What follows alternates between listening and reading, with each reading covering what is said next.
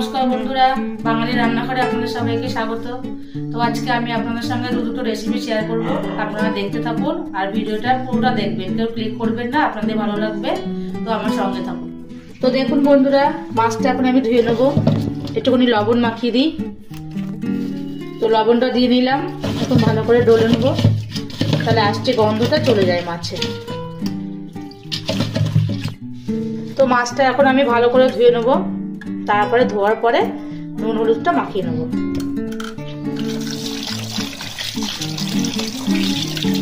তো দেখুন মাছটা আমার ভালোভাবে ধোয়া হয়ে গেছে। এখন মাছটাতে আমি নুন আর হলুদ মাখিয়ে নেব। দিয়ে নিলাম পরিমাণ মতো নুন,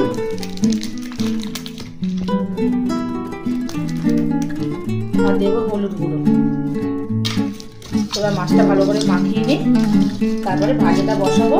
বসিয়ে ওদিকে আমি মাছে দেওয়া সবজিটা আমি কেটে দেবো।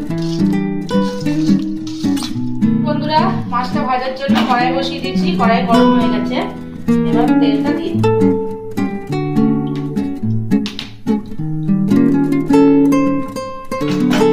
তো তেলটা একটু গরম হোক, তারপর মাছগুলো আমি এক এক করে ছাড়বো। তো মাছগুলো আমি এক একে দিয়ে ভেজে নেবো। মাছটা ভাজা বসিয়ে তারপর আমি সবজিটা কেটে দিই। একটু অনেকটাই রেখে হয়ে গেছে, প্রথমে অর্ধেকটা মাছ দেবো, পরে আরো অর্ধেকটা মাছ থাকবে।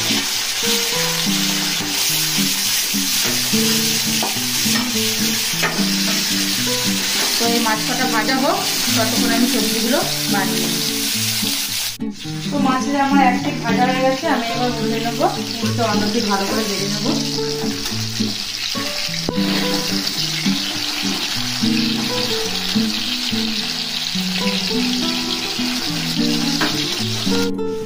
তো বাটা মাছে দেওয়ার জন্য ফুলকপি আর আলু এবার আমি কেটে নেবো ঝোলটা রান্না করার জন্য।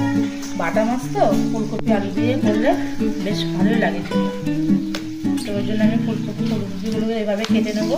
প্রথমে একটু ছাড়িয়ে নিই, তারপরে আন্দাজ মতো পিস করে নেবো। আলুগুলোকে লম্বা লম্বা করে কেটে নেবো। কপিটা একটু বেশি হয়ে গেছে, এতটা না দিলেও হবে, খুব বড়।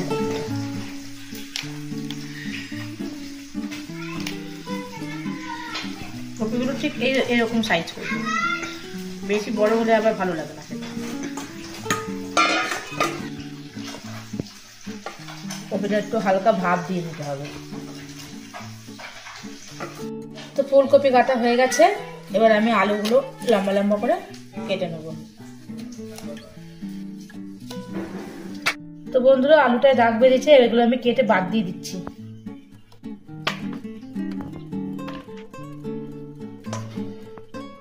দাগ আলু কেটে নেই।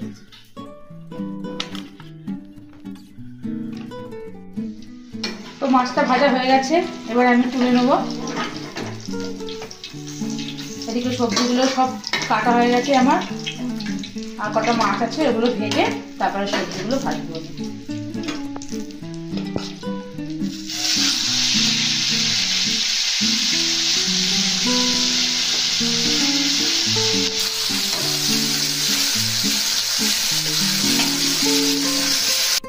তো বন্ধুরা, মাছের ঝোল করার জন্য আমি মশলা নিয়ে নিয়েছি।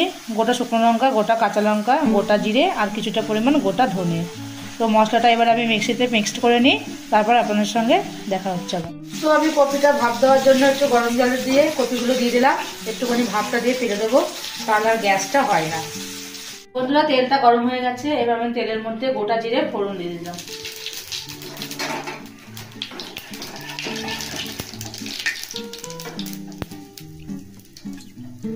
তো তেলের মধ্যে আমি আলুগুলো দিয়ে দিলাম।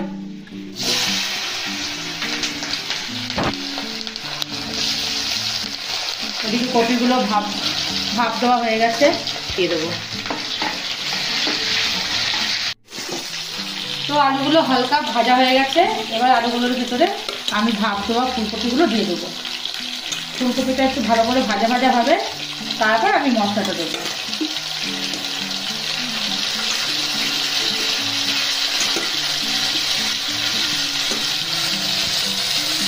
তো তো মাছের জন্য মশলা আমার রেডি। এবার আমি মশলার ভেতরে পরিমাণ মতো নুন আর হলুদ দিয়ে দেবো। তারপরে একবারে মশলাটা দিয়ে ফুলকপি আলুটা কষিয়ে নেব। তো বন্ধুরা দেখুন, ফুলকপি আলু আমার খুব ভালোভাবে ভাজা হয়ে গেছে। এবার আমি মশলাটা এর ভেতরে দিয়ে দেবো। মশলাটা দিয়ে ভালো করে একটু কষাবো।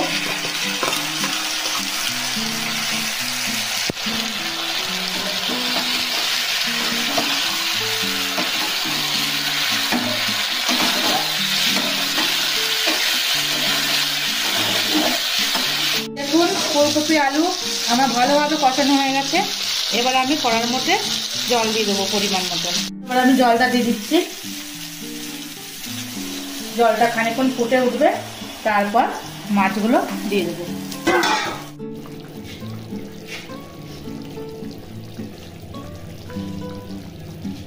তো ঝোলটা আমার ভালোভাবে ফুটে গেছে। এবার মাছগুলো দিয়ে দেবো।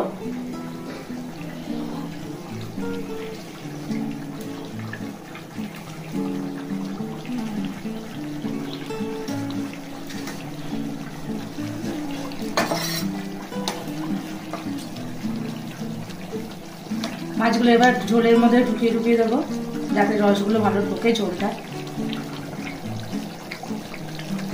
যাতে মাছের ভেতরে ভালো করে ঢোকে, একটু ডুবিয়ে দেবো।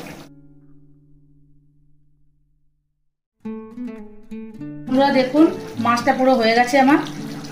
এখন আমি কুচনো ধনেপাতা দিয়ে মাছটা নামিয়ে নেবো।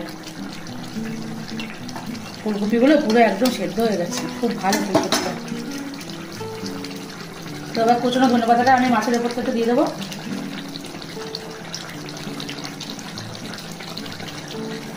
ধনেপাতা দিলে শীতকালে একটা ভালো একটা সেন্ট আসে।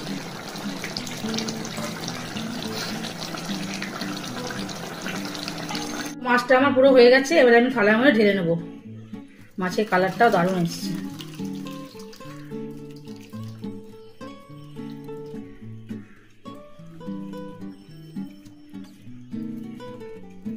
তো মাছের ঝোলটা আমার পুরো কমপ্লিট হয়ে গেছে, থালায় ঢেলে নিয়েছি। এবার পরের রেসিপিটা আমি আপনাদের দেখাচ্ছি।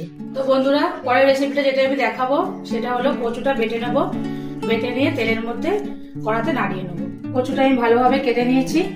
এবার মিক্সিতে দিয়ে আমি পেস্ট করে নেবো। অল্প অল্প করে দিতে হবে। কচুটা আমি ভালোভাবে কেটে নিয়েছি। এবার মিক্সিতে দিয়ে আমি পেস্ট করে নেবো। অল্প অল্প করে দিতে হবে। তো দেখুন বন্ধুরা, কচুটা আমি মিক্সিতে বেটে নিয়েছি। এবার আমি কড়াইতে তেল দেবো। তেলটা গরম হয়ে গেলে পরে কালো জিরে রসুন ফোড়ন দিয়ে কচুটাকে দিয়ে দেবো। তারপর ভালো করে নুন মিষ্টি দিয়ে নামিয়ে নেবো।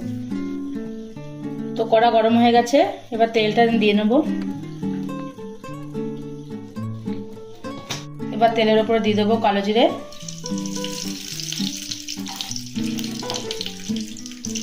আর দেবো কিছুটা পরিমাণ থেতো করা রসুন। তো রসুনটা লাল লাল হয়ে গেছে। আবার কচুটা ঢেলে দেবো।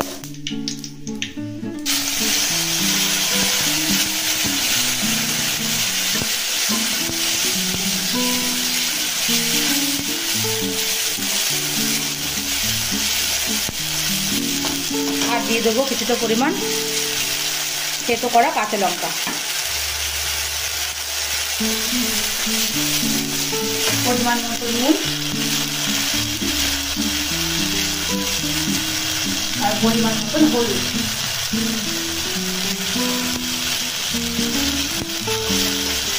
আর টেস্টটা ভালো করার জন্য সামান্য একটু মিষ্টি দিয়ে দেবো। মিষ্টি মানে চিনি।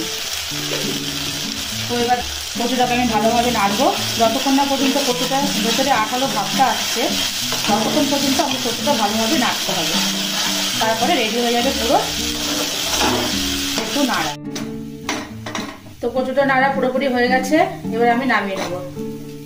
ভালো শুকিয়ে এসছে, ভালো আঠা হয়ে গেছে পুরো।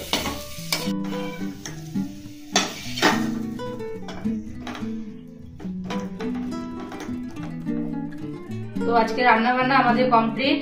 ভিডিওটা যদি আপনাদের ভালো লেগে থাকে তাহলে অবশ্যই চ্যানেলটা সাবস্ক্রাইব করবেন।